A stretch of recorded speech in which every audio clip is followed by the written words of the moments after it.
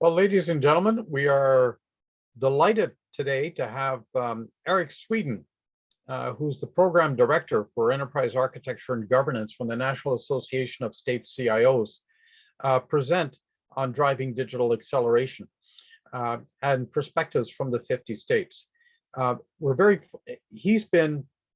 He's extremely experienced. He's had more than 40 years of experience in senior technical and management positions within the technology field, business and public and occupational health.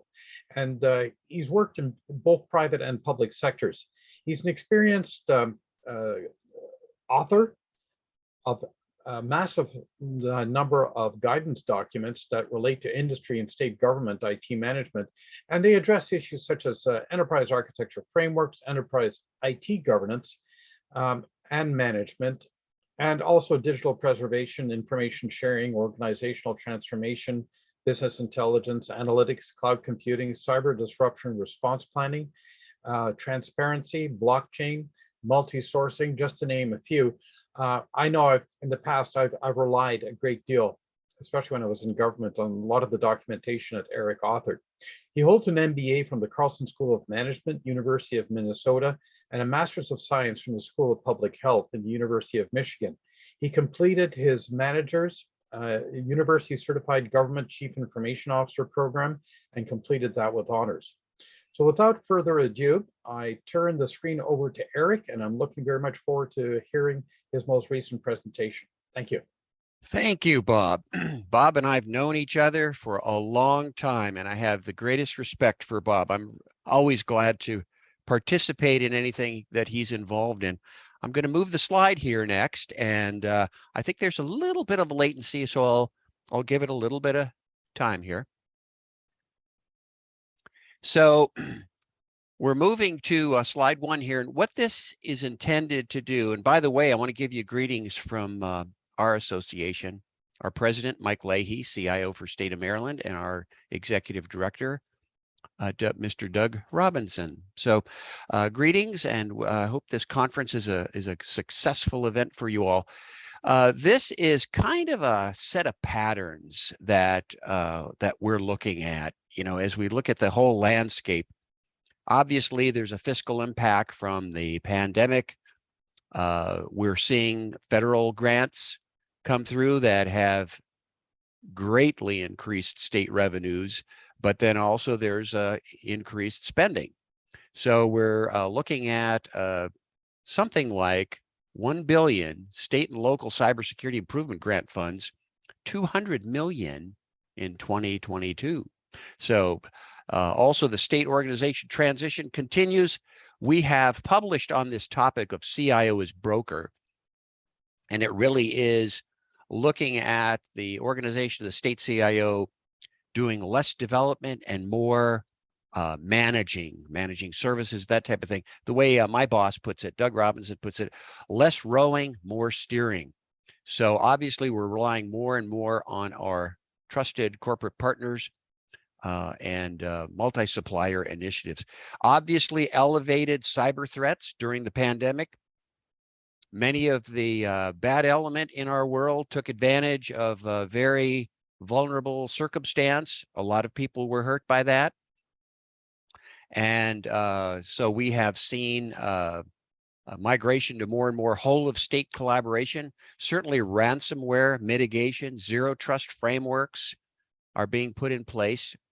And then an ongoing issue we have relative to workforce is attracting people into state government, reskilling, looking at a lot of retirements that are slated to occur. And we have an absolute crisis with cybersecurity positions. It's hard to recruit and compete when we're dealing with much more competitive situations for cyber professionals in industry.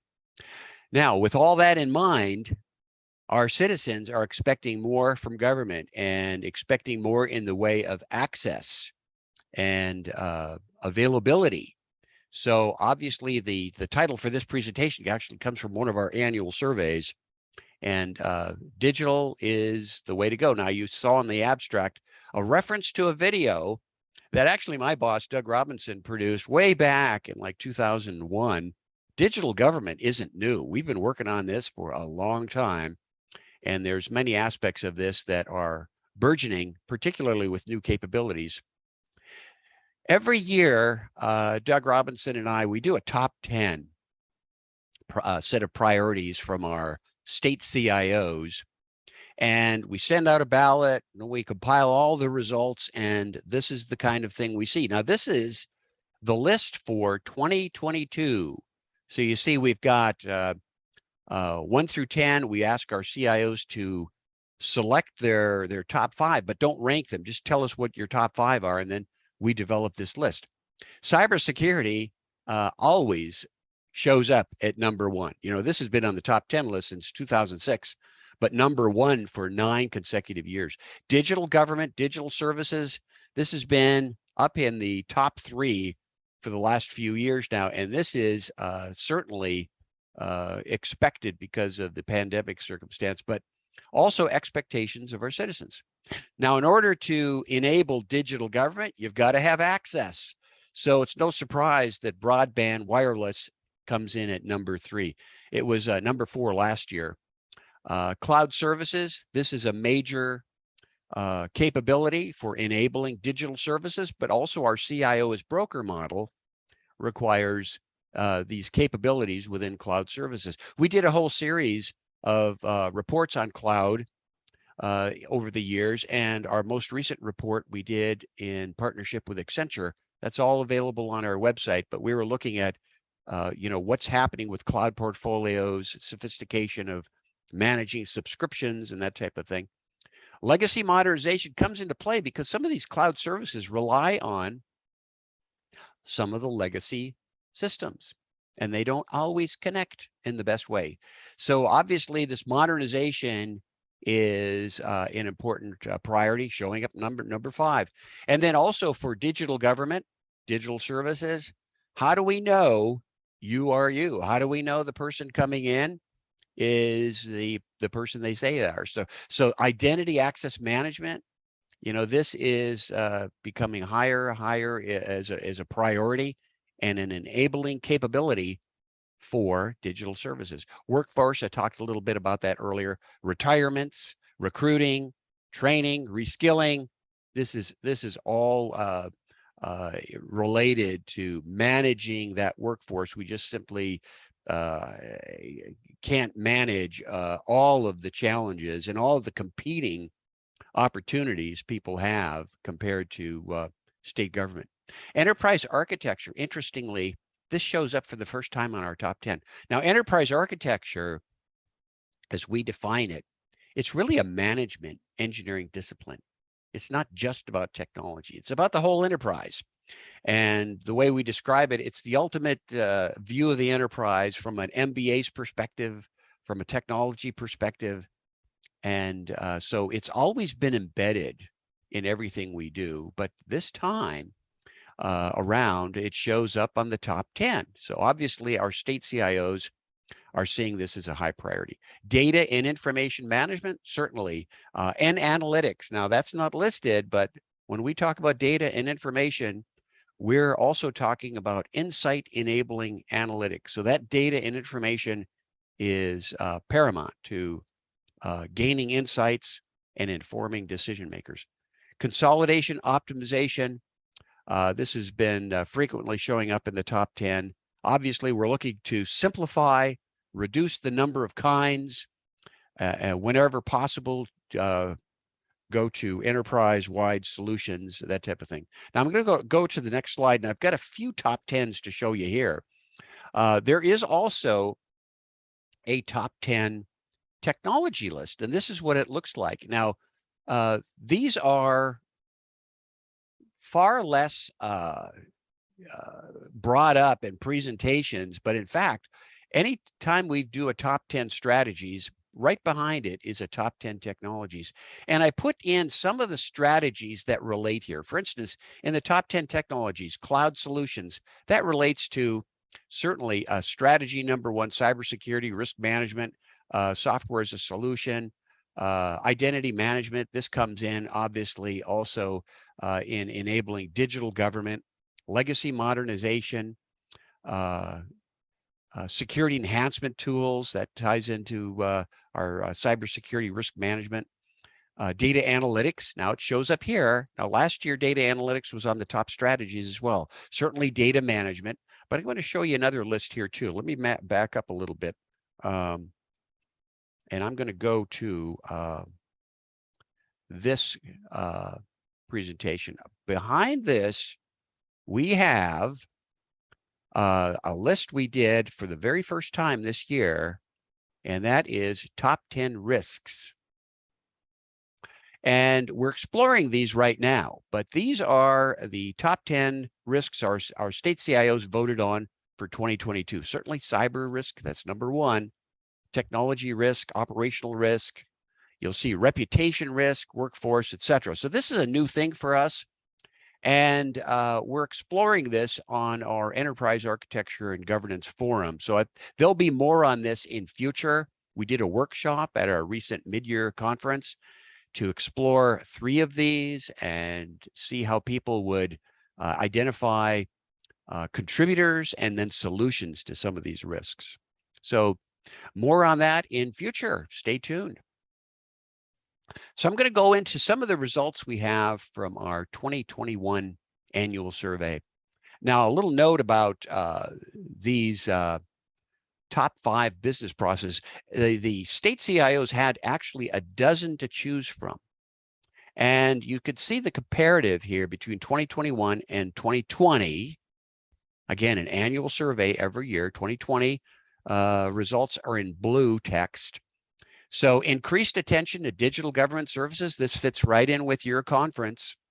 Expanded work from home, remote work options. Now, obviously, this was highlighted during the pandemic, but now it's becoming expected. It's becoming a routine anymore.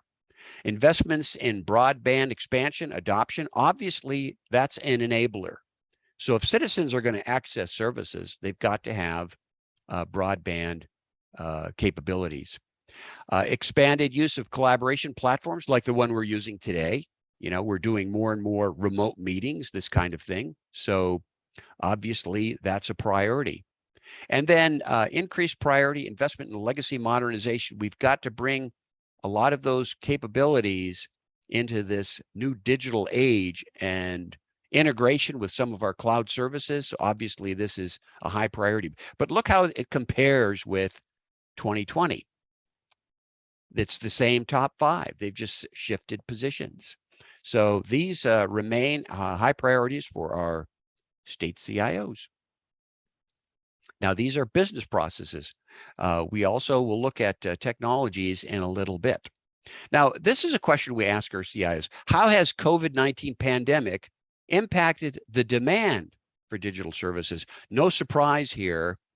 We've got 94% say it's increased either dramatically or somewhat. So that was not a surprise. People were accessing unemployment insurance, other benefits remotely, and obviously that has emphasized the need for digital services.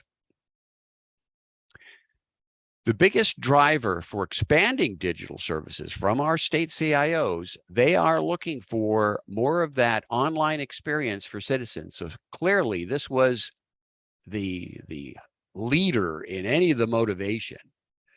Some of the others, I mean, they just drop off dramatically. Certainly increased public participation, engagement in government, optimized operations, lowering costs, etc. Empowering frontline government employees, productivity, better collaboration among state agencies, but clearly citizen experience is what has motivated much of this work. So then another question we asked, what digital services, work practices are going to sustain? You know, we learned a lot. We had projects that accelerated tremendously during these last 2 years. And some of these things are going to sustain, such as remote work as a regular occurrence rather than an exception. Enhanced security, fraud detection around web-based services, Certainly deployment of additional web-enabled internal and external services, enabling tools, methodologies for rapidly delivering services. We'll look at some of that in a little bit. More emphasis on human-centered design, like what are we looking for in the way of behavior, capabilities from the customer side, from the citizen side. So designing capabilities that in fact take into account what are they seeing? What is our citizens seeing when they come into government? A lot of automation solutions certainly are getting highlighted, and emerging technologies. And these are some of the technologies that we found were most relied on during the last 2 years. Certainly chatbots. We have so many inquiries into government services. We don't have enough people to manage all of those inquiries. So certainly moving to chatbots, voice bots has enabled governments, state governments to respond to the demand. Automated fraud detection using predictive analytics. Now, we've presented on predictive analytics in past and the capabilities that are arriving with this need for predicting what's going to happen. That was certainly an important capability going forward. Robotic process automation. Now, part of this particular technology is making sure that we're automating the right business processes. So this includes evaluating existing processes to see if are these the right processes, and then change the business process to what it needs to be before you begin automating. Let's move on here. What emerging IT area will be most impactful in the next 3 to 5 years? Low code, no code. Now, this is an interesting one because back in my MBA days, one of my professors, Jim Weatherby, he had us read a book by someone by the name of James Martin. Some of you may remember that name. James Martin was a prolific publisher and writer, and he had written a book, Application Programming Without Application Programmers. And that was way back, like 30 years ago, 35 years ago, he wrote that book. Well, we're seeing that is definitely the case. So along with that, certainly is necessary governance and oversight to be sure that what's being developed and then what is being adopted into the CIO's organization is something that's supportable. So that's going to have ongoing issues and challenges and capabilities related to making sure we're using this capability in the right way. Artificial intelligence, machine learning, certainly that has gained tremendous importance, and we're going to see more of that in future. Some of the aspects of AI that are going to come into play in future include ethics. And you can see a lot of publications coming out of many of the consulting groups, including some of the nonprofits like AI CPA. They're presenting publications anymore on AI. Mass personalization, citizen personas. So in other words, someone comes into government digitally, we know who you are, we remember you, we know what your needs are, and creating that experience that is personal, that takes account of their particular context.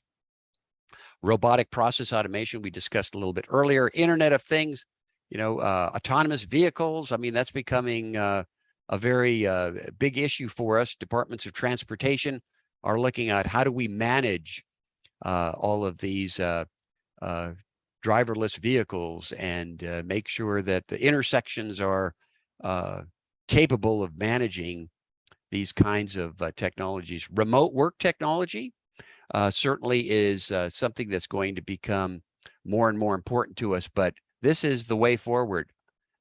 CIOs have said we're not going back. We have people working from all sorts of circumstance, out of state, in state, out in rural areas. There's no need to relocate to the capital anymore to work for state government. Now, based on the impact of this pandemic, There's been a number of cybersecurity initiatives that we feel are going to receive more attention, and certainly identity access management, as we've discussed a little bit earlier. We've got to be able to manage identities in cyberspace and be sure that the people that are coming in with personas are the people that they're saying they are. So there's a lot of work in this area. Digital identities, this is a major area of attention across states and territories. Continuous cybersecurity assessment. It's something that obviously must be automated using proactive capabilities to predict, and because we simply can't hire enough people to be in front of glass to be watching all of the various kinds of attacks that we're receiving anymore. Endpoint detection. People are coming in from every kind of device, and we've got to be able to manage that security all the way back to that device. Zero trust framework. This is a high priority as well across states and territories for internal as well as external interactions. And then due diligence with vendors, third parties. When we bring in these third parties through CIO as broker initiatives, we are bringing also in their risks, and they're taking on our risks. So we have got to have very clear, close collaboration in terms of how are we managing these risks. Certainly cybersecurity awareness training, that's become, a given anymore. And behavioral analytics. What is the new normal? And the normal keeps moving depending upon what do we need in state government and what sort of demand are we getting for digital services. So here are some cyber issues to keep an eye on. These are things that are obviously facing state and government. As we mentioned earlier, talent crisis, recruitment, retention, compensation for cybersecurity professionals. We have a very difficult time competing with industry relative to salary. So we're looking for people who are motivated by mission, service to their country, service to their state. And those are some of the kinds of things we're trying to deal with. One other aspect to the talent crisis is trying to bring people into state government for like a year or two, maybe some sort of sabbatical from industry, and then return to their regular job. We're going to see if that actually can work. We haven't seen that in past, but maybe that's one way to get the talent we need. Certainly a more centralized operating model for cybersecurity. We're finding that reduces risk. We have increasing threats with expanded digital services. Obviously, we've got bad actors from around the globe trying to access state services and take advantage of benefits that are intended for our citizens. Whole of state cybersecurity resilience, and this deals with the idea that we have partners in cybersecurity, which include universities, industry, local government. So whole of state cybersecurity is something that everyone's concerned about. If a university is compromised, that can affect state government. Sometimes the same threats attack both sectors. So communication, information sharing is clearly important. Then we've got software bills of material. So when we're looking for vulnerabilities in our software, we're looking at that complete supply chain. Like, where did these programs or modules or containers, where did they come from? And what types of cybersecurity assessments were done? What sort of quality control has been done? We've had presentations from Center for Quality in Information Systems, CISC, and clearly this is going to become more and more important going forward. And then support partnerships with local governments. Local governments obviously are very vulnerable. They don't always have the staff. Some boroughs and towns, they might have people that are sharing multiple roles within their job, and they don't have full-time cybersecurity people. So obviously we're trying to provide the assistance that we can to our local governments. This list of cyber issues is actually from our 2020 survey. And I wanted to show this because, in fact, these things are still relevant for now, and they remain priorities.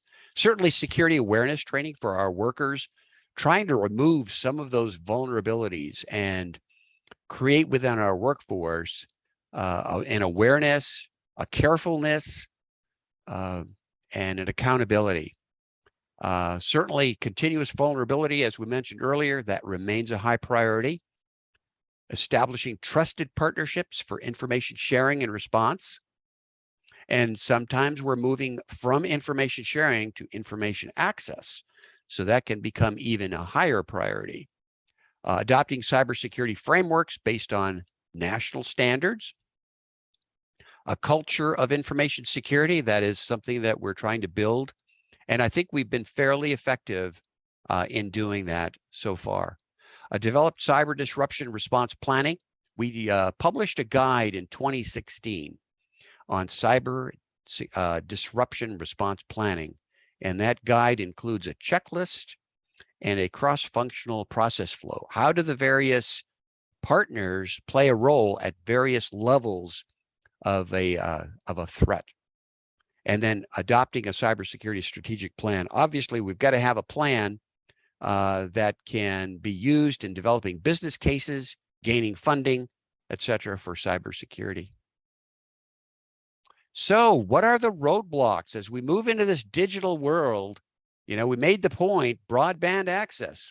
That is absolutely essential for our citizens to be able to access our digital services, government processes. Topography was listed by 46% of our state CIOs as a roadblock.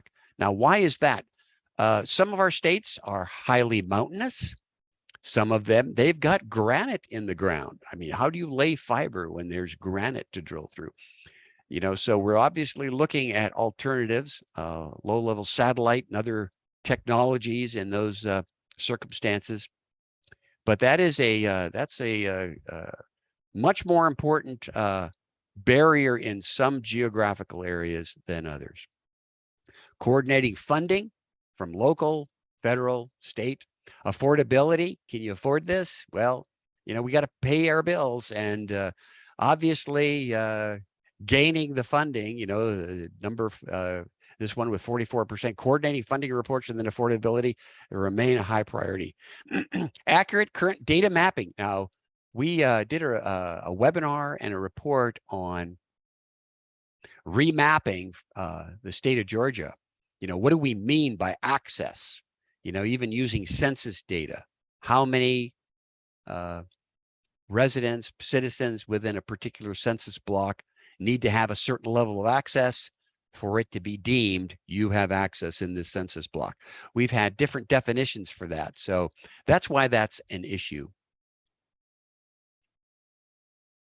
Moving on, do you have a strategy to migrate legacy applications to the cloud?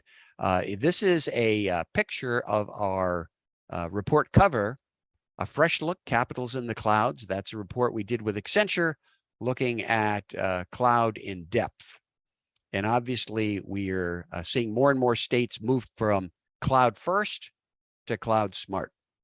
When do we use cloud, and what kind of a cloud should we be employing for a particular circumstance? So we've seen a big change there. And then what are your top 3 priorities driving cloud strategy? Scalability, flexibility. Now that's directly related to digital services, as we found during the pandemic, a tremendous increase in unemployment claims. So, I mean, that agency in itself just saw this orders of magnitude demand. So obviously, how do we respond to that elastic demand supply situation? And states cannot ramp up that fast without employing cloud services. So this is clearly a capability that's necessary for being able to deliver those digital services. And security. Now, security is a two-way street. We not only are looking for improved security, But when we bring in a corporate partner, as I stated earlier, we're taking on some of their risks too. And we can't offload everything to a corporate partner. So that's receiving more and more attention relative to governance and strategy. Identity and access management. Certainly, as we've stated earlier, this is a key capability for reaching, validating digital services. And as you see here, characterize the status of your IAM solution. States have 60% have partially implemented identity access management. 21% have it planned. And then this is for within your enterprise, within the executive branch of government. On the right, what about citizen digital identity initiatives? 49%. Now we got a ways to go here. So 49%, that'd be like 25 states, 27% have it planned. Well, we've got to get this closer to 100%, and we need to do it fairly rapidly. So we have a lot of work and research going on right now relative to identity, access, credentialing, management, and there's many approaches that we're looking at. So moving forward, obviously we see the benefit of cloud and cloud strategy. No surprise, scalability, flexibility shows up again for 2022, and security and investment optimization. Now, this investment optimization is something that's going to get more and more important going forward. When you consider, and you'll take a look at our NASU Accenture report on cloud, see how many cloud providers are engaged in a particular state's cloud portfolio, and all the options that these cloud providers have relative to reservations, subscriptions, and pricing, demand. And there has to be a whole strategy for just managing the cloud portfolio from a single provider, and then add upwards of 99 cloud providers in a given state. So this is becoming a high priority as well. And the discipline and the capabilities for managing all of this are arriving as well. So you may come across concepts like FinOps, TBM, technology business management, and other methods that are maturing and growing in adoption for managing that optimization. And obviously that's going to take more training. And as we discussed our workforce skills, see, we're doing less building inside of state government. So fewer DBAs, fewer programmers, fewer analysts, and more cost accounting, finance, contract management. That obviously is going to become the emphasis going forward. And that brings us to this report we just did. Yesterday, today, and tomorrow, a resilient and adaptable state IT workforce. So obviously, we're continuing to recruit, retrain qualified staff, and we're trying to expand the career of a state employee. So they may have come in maybe as a programmer, but now we're trying to expand their career portfolio. Could they be a contract manager? Could they be that cost accountant working on some of that optimization we discussed a little earlier? So these are the priorities: training, career advancement, making state government an attractive place to work, workplace flexibility, the well-being of a team, life work balance. And obviously, we have to be concerned about succession planning with the turnover that we have, with the anticipated retirements that are coming forward. Those are ongoing issues for us. So do we have the right skills today? This was a question we asked as part of the NASU Accenture report, Capitals in the Clouds. And relative to cybersecurity, obviously, we're doing better there. But relative to contract management, we certainly have room for improvement there. 46% of state CIOs felt they had the right skills in place for contract management. And see, contract management is getting more and more emphasized with CIO's broker, more cloud providers, more outside developers, and getting back to that idea of less rowing, more steering, contract management, vendor management, cost accounting. Those are the skills that are getting emphasized going forward. You can see here's the response. So state trends to watch this year and going forward. Improved fiscal health, large spending increases, state decisions on this funding that is coming down from our federal government. The future of the IT workforce, as we've spent some time here this morning, sustaining a remote work environment, recruitment, retention, resignation, all these R's, skills transformation, certainly so important. One of the things we're trying is recruiting from community colleges and four-year colleges, coming in as interns and then giving them responsibilities that they probably wouldn't get elsewhere. And we're seeing in some states, people are staying in state government. They came in during their, let's say, their sophomore year, junior year, and they're staying. That's not always the case, but we're trying to cultivate that relationship. And they come to state government, get good experiences. Sometimes they stay. But even if we can get them for a couple of years, that's a good thing. Huge investments in broadband. Again, that access to digital services. We're moving into digital. That train's moving and there's no stopping it. And we've got to enable access. Prioritizing IT application modernization. What do we keep? What do we jettison? What do we bring into the cloud? What do we migrate to new kinds of solutions? And obviously, there's pressure to improve program integrity. We've got identity verification, anti-fraud solutions, obviously ransomware, continuity of government. Those are major priorities for us. Now, going forward, we're looking at 36 governor elections this year. And we will be anticipating those transitions will have an effect on strategies.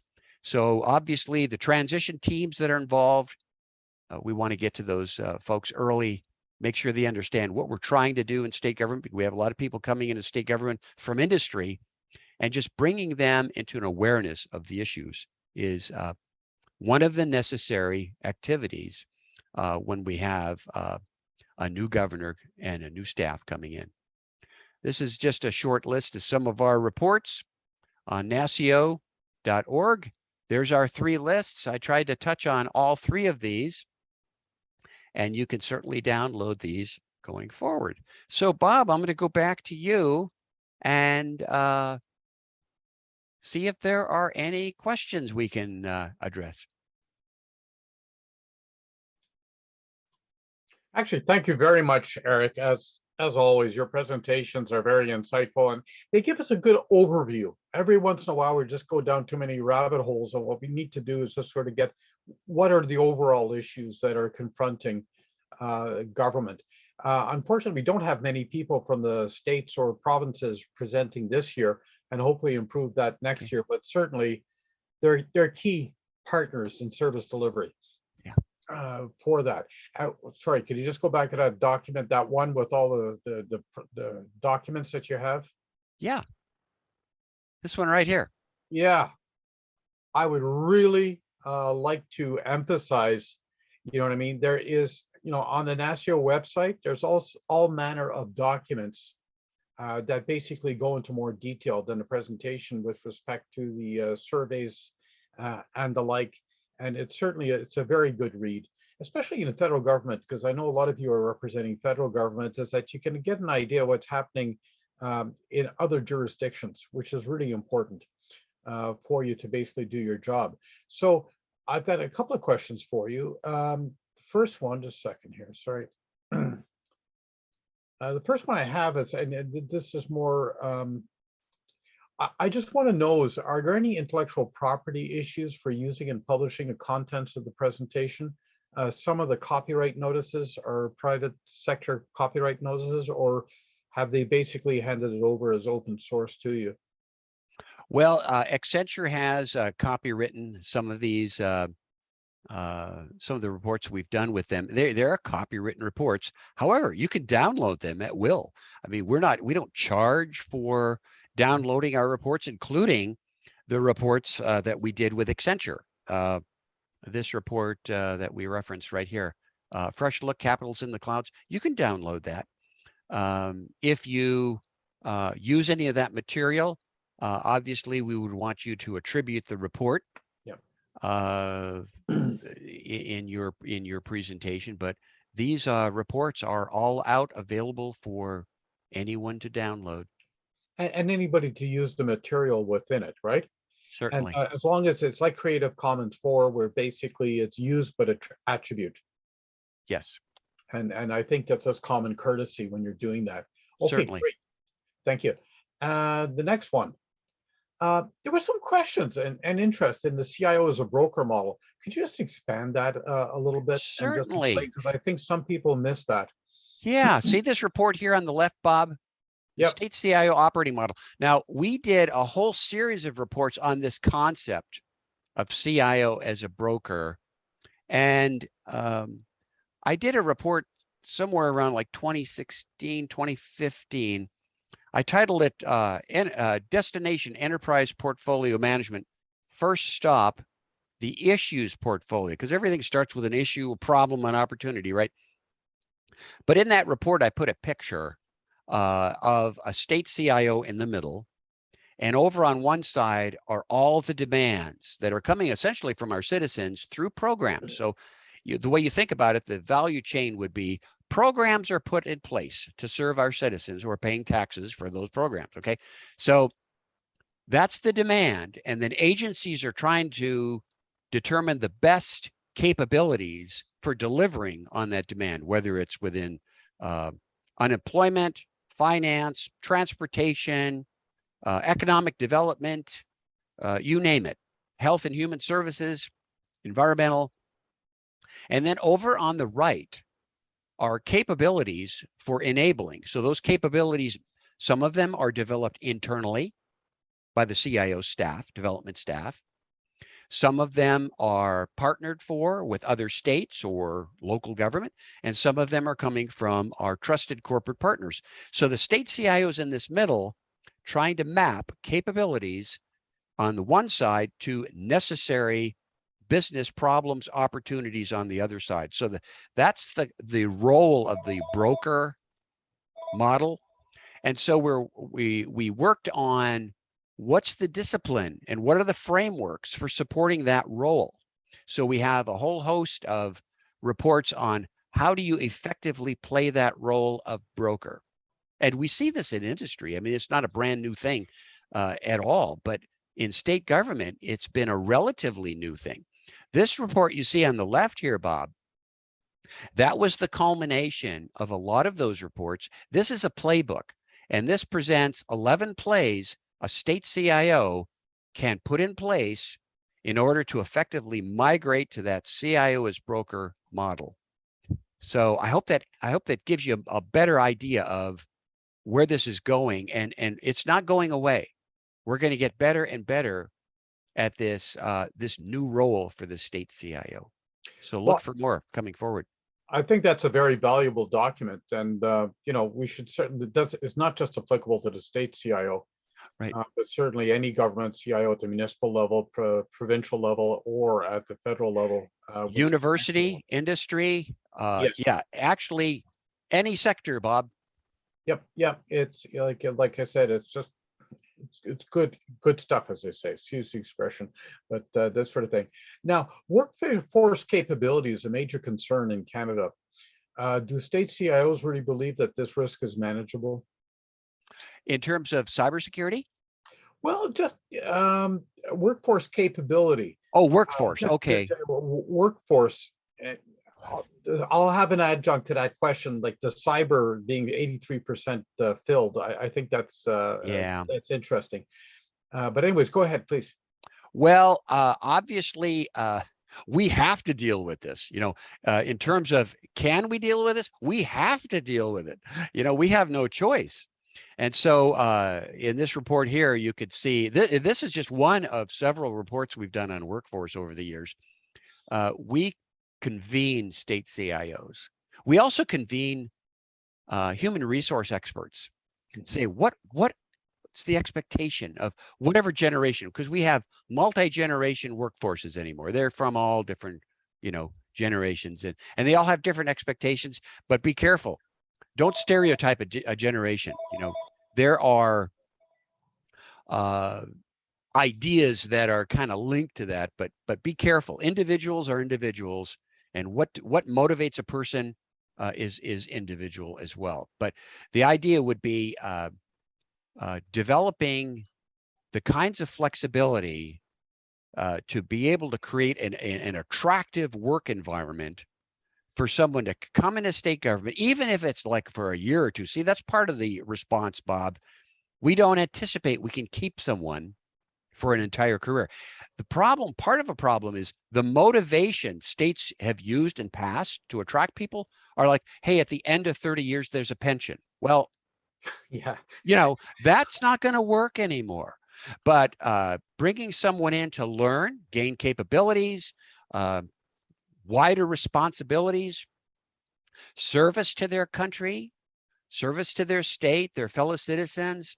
And that's where, if we can get to people in the beginning of their careers, like even while they're still at university, bring them in and try to highlight, what's the value of this kind of a job? You're on mission. And we'd like to see them stay, but even if we can get them for a few years, so that's one of the responses that states have used. Anticipate they're not going to stay. Okay. More reliance on augmented, but that's very expensive. That's expensive when you bring in contractors. Very, very expensive. So yeah, we have to deal with this. Some of it is shared resources. For instance, does every state need a chief privacy officer, or could we share that role? That's one example. No, I think that's a workforce capability. I mean, the knowledge, we have to stop treating knowledge-based workers like industrial age workers. There's a real paradigm. They're not just people that want to go onto a production line. You know what I mean? And a remote workforce, Bob, is another part of it. Yep. It's opening up the opportunity to recruit from rural areas. Yes. Some states can recruit from other states, but imagine telling someone you can stay in your hometown where you grew up and work for the state or another state. That's another strategy that we're going to see more and more of going forward, Bob. That's a great point, and that's one of the importance of getting bandwidth out to the rural areas as well, because you can basically deal with a whole of state approach rather than just people in the capitals. Let me add something to that. I heard this from one of our states on the East Coast, state CIO, who said, "Okay, I can't compete with salaries in the DC area or the New England area. I can't compete but I can compete with salaries out in Western US, rural areas. So if I can recruit from Wyoming, Idaho, that gives me the ability to bring the talent in that I need." No, that's a great point, Eric. Just a second here. We have a sense of state of play regarding enabling legislation for data sharing amongst state agencies. Are there some US states that are sort of pathfinders and further ahead than others? I can't think of a state that that would fit that category. Certainly, it's an issue down here as well because different states define data differently. And that's part of the issues with some of our data sharing. So one state might define an attribute or some type of data as public, and some may have more control over that. So even when we share across state lines, that can be an issue for us. But I think what comes into play here is this concept of data ownership. Who owns the data? And when it's citizen data, You know, I see more and more language and more discussion about, well, that's the citizen's data. Who's the owner? Well, the citizen. They own that data, and they need to determine who they want to share that with. And that goes along with identities as well. And some of the principles within identity, sharing just enough to make a decision. In other words, someone is going to enter into a transaction. I don't need their entire profile, their whole resume. I just need to know yes or no, do they qualify for this particular service? Just give me a yes, no. Don't tell me their age. Don't tell me anything else. Just say yes, no. So there is some legislation. I'd have to go back and look at like the National Council of State Legislators to see what's out there. But there's been legislation about how do we define data ownership? How do we define data classification? And then also that brings into play how important it is to have those properties in the metadata so that we know what are the rules for this data. And if I give my data to you, you have to follow those same rules. Okay, great. And we got one more question. And I'll just preface this question as one of the first provinces to become one of the most advanced e-government domains, jurisdictions, went to a third party to basically assess how well they were doing.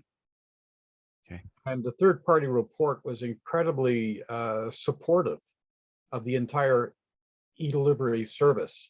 Mm-hmm. And it was remarkable the findings that this third party came out with.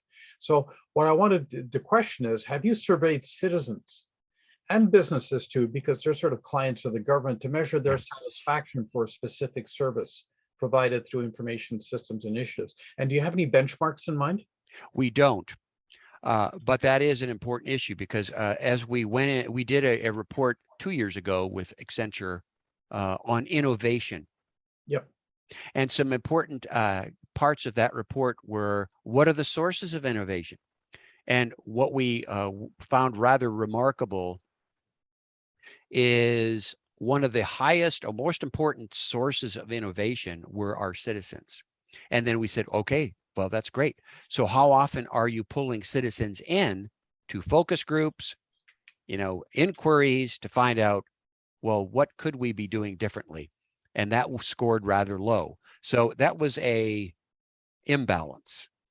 And we certainly have to do something about that. So certainly getting more engagement, and you saw earlier in these slides too, citizen engagement was an important aspect. We just need to do it. We need to find ways to effectively do it, and possibly with some of these remote platforms anymore. We're moving to this digital age more and more. That may enable more of that kind of activity. So people don't have to come to the Capitol to participate or provide input, but there's some way to engage digitally, no matter where you are or what device you have. So that's a very good point. And I applaud your province that got those high marks. We're going to try to get there and catch up to you. It was Service New Brunswick, and that was basically IGC came in and they did a survey, and it was meant to be a third party. What the government wanted to know, is this working or not? Yeah. And they went to both citizens and businesses with respect to their satisfaction. I'll flip you some slides on that. I sort of use it. Please do. And applause to New Brunswick. My gosh, they are obviously a trend setter, a leader. They were and they are for that. But anyways, that sort of comes to the end of the presentation. Well, thank you ever so much. I was going to check the question queue. No, nobody else has asked any questions at this point in time. Thank you ever so much for coming and taking the time and effort to prepare a presentation for the conference. It's greatly appreciated. And we'll be staying in touch, to say the very least. Absolutely, Bob. Great to be here. Thank you so very much. Wish you all the best. All right. Bye. Take care.